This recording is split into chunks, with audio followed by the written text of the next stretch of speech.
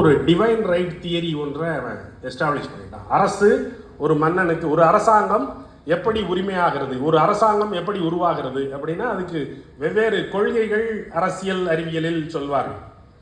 அதில் ஒரு கொள்கை தெய்வாம்ச கொள்கை. அது இறைவன் வழங்கிய உரிமை.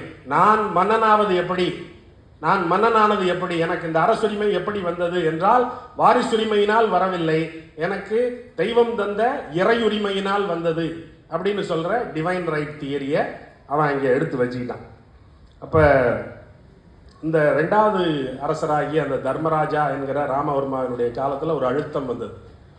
திப்பு சுல்தான் படையெடுத்தார். திப்பு சுல்தானை முறியடிப்பதற்காக இவர்கள் முயன்றார்கள். ஆனால் அது வலிமையான படை.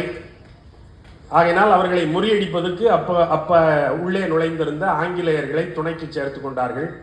ஆங்கிலேயர்கள் இவர்கள் சார்பாக திப்பு சுல்தானை முறியடித்தார்கள். திப்பு சுல்தானை முறியடித்து விட்டு அதற்காக எங்களுக்கு நீ கப்பம் கட்ட வேண்டும், கூலி தர வேண்டும் என்று சொன்னார்கள். இவர்கள் கூலி கொடுத்தார்கள். இவர்களுடைய பாதுகாப்பு படையாக ஆங்கிலேய படையினுடைய பிரிவொன்றும் அங்கே நிறுத்தி வைத்துக் கொள்ளப்பட்டது. அதற்கு இவர்கள் பணம் கொடுத்து கொண்டே இருந்தார்கள். இதற்கு பணம் எங்கிருந்து வரும்? ஆகையினால் வரி போட்டார்கள். திப்பு சுல்தான் படையெடுப்பை சமாளிப்பதற்கென்றே வரி போட்டார்கள். அது ரொம்ப இயல்பாக மன்னர்கள் எப்போதும் போடுகிற வரிதான். ஒரு படையெடுப்பு வந்தால் படையெடுப்புக்கு பணம் திரட்டுவதற்காக புதிய வரிகள் போடுவார்கள். படையெடுப்பினுடைய அழுத்தம் குறைந்த பிறகு அந்த வரிகள் எல்லாம் திரும்ப பெற்றுக் கொள்ளப்படும். அது தற்காலிகமான பணம் சேகரிப்பு முறை. ஆனா இவங்க திப்பு சுல்தான் கதையோட முடிக்கல. திப்பு சுல்தானை ஜெயிச்சிட்டான். ஆங்கிலேயனுக்கு பணம் கட்ட வேண்டியிருக்கு. ஆங்கிலேயனுக்கு எவ்வளவு பணம் கட்டணும்?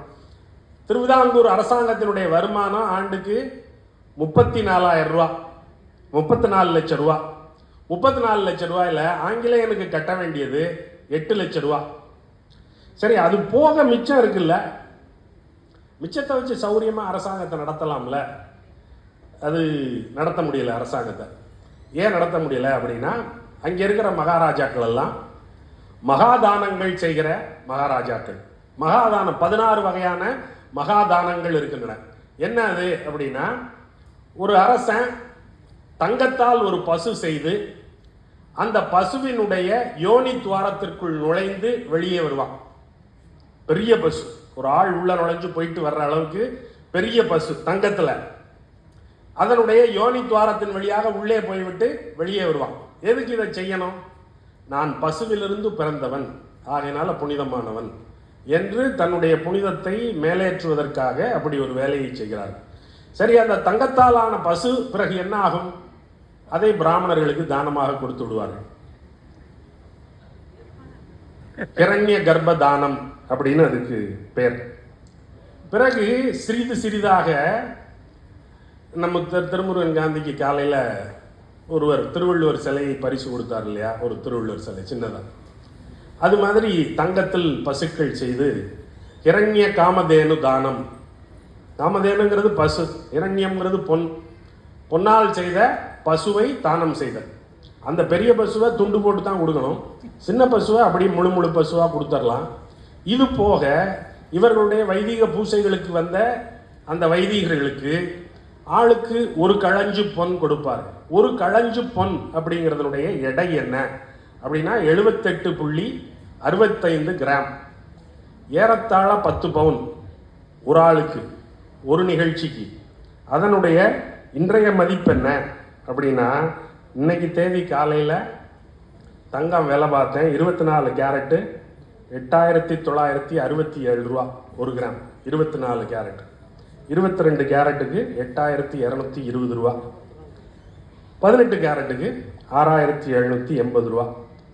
அப்போ நம்ம நடுவாந்திரமாக வச்சுக்குவோம். 24 கேரட் அவன் கொடுத்தானான்னு தெரியாது, 18 கேரட் கொடுத்தானான்னு தெரியாது, 22 கேரட்டுன்னு வச்சுக்குவோம். வச்சுக்கிட்டோம்னா ஒரு ஆளுக்கு அவன் ஒரு நிகழ்ச்சியில் கலந்து கொண்டதற்காக அவன் வழங்கிய பரிசு என்பது 6,46,660 ரூபா. இவ்வளவு கொடுத்தா அந்த அரசாங்கத்தை எப்படி நடத்துவார்கள்? 8 லட்சம் ரூபா வெள்ளக்காரனுக்கு கொடுக்கணும். இவங்க இப்படி செலவழிக்கிற செலவுகள், ஏராளமான செலவுகள் இவர்கள் செய்து கொண்டிருக்கிறார்கள். ஏன் இவனுக்கு கொடுக்கணும்? இவ்வளவு ரூபா ஏன்பா கொடுக்கணும்? தங்கமா ஏன் கொடுக்குற? ஒரு கழஞ்சு பொன் வைதிகர்களுக்கு ஏன் கொடுக்க வேண்டும்? ஏன்னா இவன் என்ன நினைச்சான், தன்னுடைய அரசு நிலை, அதற்குரிய மரியாதை, தன்னுடைய அந்தஸ்து, தான் சத்திரியன் என்று மற்றவர்களால் மதிக்கப்படுகிற நிலை உருவாக வேண்டுமானால், நான் சத்திரியன் யார் சொல்லுவான்? கீழே இருக்கிறவன் சொன்னா எவனும் கேட்க மாட்டான்.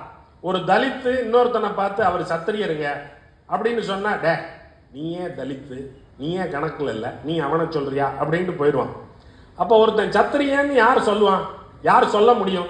அவனை விட படிநிலையில மேலானவன் தான் சொல்லணும். அவனை விட படிநிலையில மேலானவன் யார் இருக்கா? பிராமணன் தான் இருக்கான். அப்ப பிராமணன் சொல்லணும் அவன் சத்திரியன் அப்படின்னு. அவன் சொல்லணும்னா என்ன செய்யணும்? அவனுக்கு கொடுக்கணும். அப்போ ஒரு கிழஞ்சு பொன் கொடுத்தா இவன் சத்திரியன் அப்படின்னு சொல்லுவான். சத்திரியன்னு சொன்னா அந்த வைதீக மரபுப்படி அரசாள்வதற்கான உரிமை இறுகி விடுகிறது அப்படின்னு இவன் நினைக்கிறான். இது ஒப்பந்தமே என்ன அப்படின்னா, பீரியாடிக்கலா இதை செஞ்சுக்கிட்டே இருக்கும். நீ நான் ஒரு தடவை யாகம் பண்ணி ஒரு கிழஞ்சு பொன் கொடுத்தீங்கன்னா நீ ஒரு வருஷத்துக்கு தான் சத்திரியனா இருப்ப. 2வது வருஷத்துக்கு நீ சத்திரியனா இருக்க மாட்ட.